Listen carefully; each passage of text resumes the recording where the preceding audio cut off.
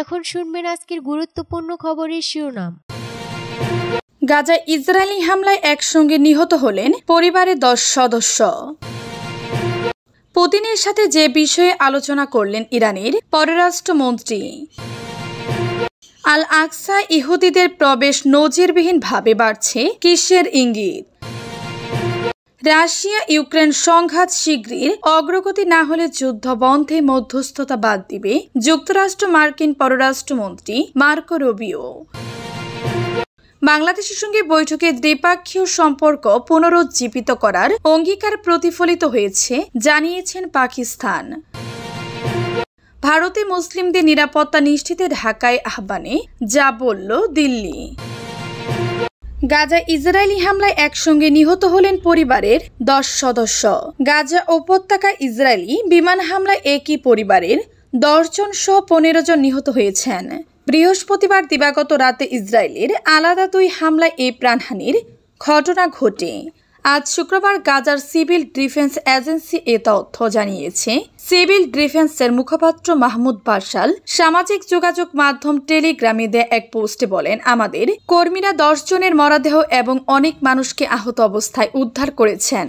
দক্ষিণ অঞ্চলীয় গাজা উপত্যকার খান ইউনিসের পূর্ব দিকের বানি সুহাইলা এলাকায় ইসরায়েলি দখলদারি বাহিনীর হামলার শিকার হওয়া বারাকা পরিবারের বাড়ি ও আশেপাশের বাড়িগুলো থেকে তাদের উদ্ধার করা হয়েছে।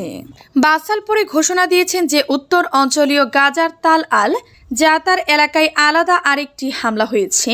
2টি বাড়িতে এই হামলার ঘটনায় সিভিল ডিফেন্সের কর্মীরা 5টি মরদেহ উদ্ধার করেছে। ইসরায়েলি সেনাবাহিনী এ ব্যাপারে তাৎক্ষণিকভাবে মন্তব্য করেনি।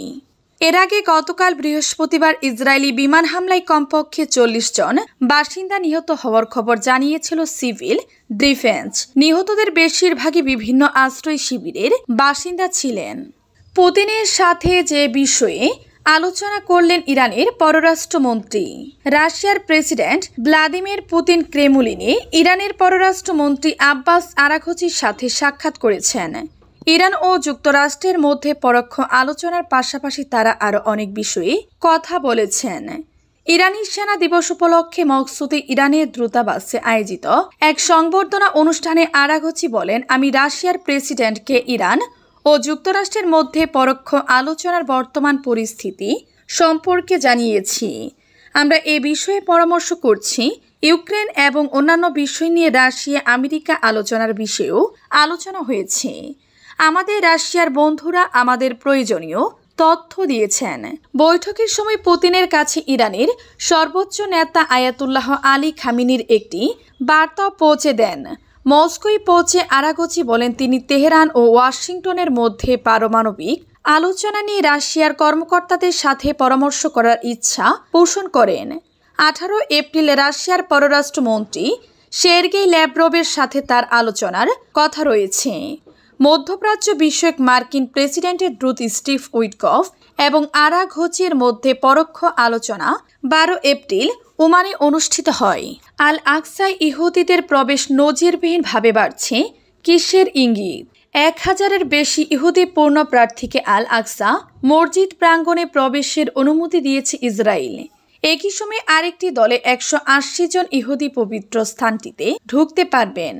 কর্তৃপক্ষের অনুমতির সাপেক্ষে মসজিদে প্রবেশে এটি সংখ্যার দিক থেকে এখন পর্যন্ত সর্বোচ্চ।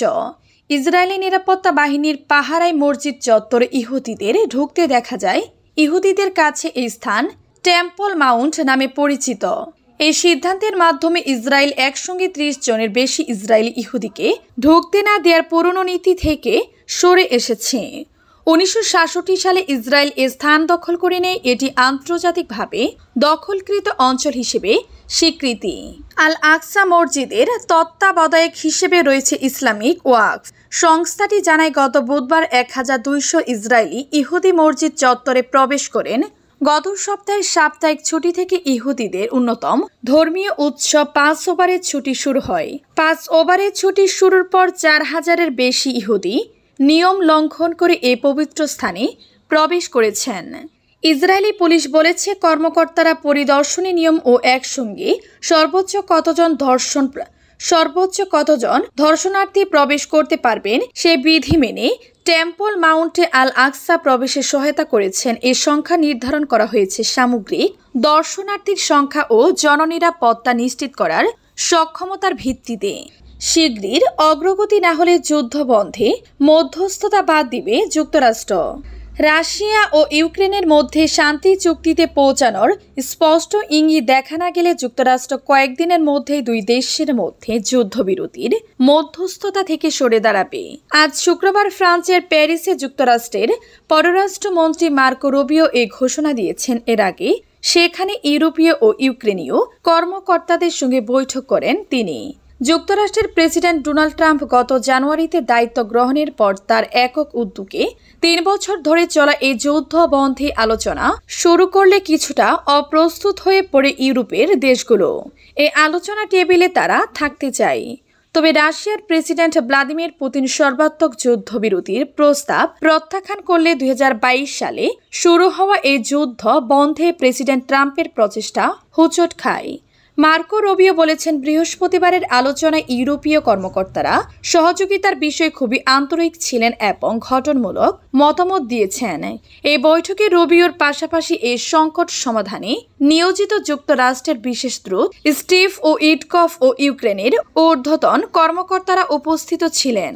মার্কিন পররাষ্ট্রমন্ত্রী বলেন, আমরা চাই তারা যেন এই আলোচনায় যুক্ত থাকে। আমার মনে হয় যুক্তরাজ্য, ফ্রান্স ও জার্মানি আমাদের এই যুদ্ধ বন্ধের প্রচেষ্টা বিষয়টি এগিয়ে নিতে সাহায্য করতে পারে এবং এরপর বিষয়টিকে সমাধানের কাছাকাছি নিয়ে যেতে পারে। বাংলাদেশের সঙ্গে বৈঠকে দ্বিপাক্ষিক সম্পর্ক পুনরুজ্জীবিত করার অঙ্গীকার প্রতিফলিত হয়েছে জানিয়েছেন পাকিস্তান। বাংলাদেশের সঙ্গে পররাষ্ট্র সচিব পর্যায়ের বৈঠকে দুই দেশের মধ্যকার দ্বিপক্ষীয় সম্পর্ক পুনরুজ্জীবিত করার অভিন্ন অঙ্গীকার প্রতিফলিত হয়েছে বলে জানিয়েছে পাকিস্তান। পাকিস্তান বলেছে, ১৫ বছর পর আবারও অনুষ্ঠিত হলো পাকিস্তান ও বাংলাদেশের পররাষ্ট্র সচিব পর্যায়ের ষষ্ঠ দ্বিপক্ষীয় বৈঠক। বৈঠকটি ঢাকায় সৌহার্দ্যপূর্ণ পরিবেশে অনুষ্ঠিত হয়েছে।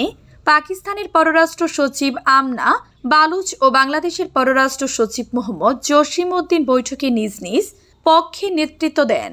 গতকাল বৃহস্পতিবার বাংলাদেশের সঙ্গে অনুষ্ঠিত ওই বৈঠকের বিষয়ে প্রকাশিত এক সংবাদ বিজ্ঞপ্তিতে পাকিস্তানের পররাষ্ট্র মন্ত্রণালয় এসব কথা বলেছে। আজ শুক্রবার মন্ত্রণালয়ের ওয়েবসাইটে এই বিজ্ঞপ্তি প্রকাশ করা হয়েছে। বৈঠকে উভয় দেশ রাজনৈতিক, অর্থনৈতিক, সাংস্কৃতিক, শিক্ষাগত ও কৌশলগত সহযোগিতার সহ নানা বিষয়ে বিস্তারিত মত বিনিময় করেছে বলে বিজ্ঞপ্তিতে উল্লেখ করা হয়নি। পাশাপাশি দুই দেশের অভিন্ন ইতিহাস, সাংস্কৃতিক বন্ধন এবং জনগণের অভিন্ন আকাঙ্ক্ষার উপর জোর দেওয়া হয়।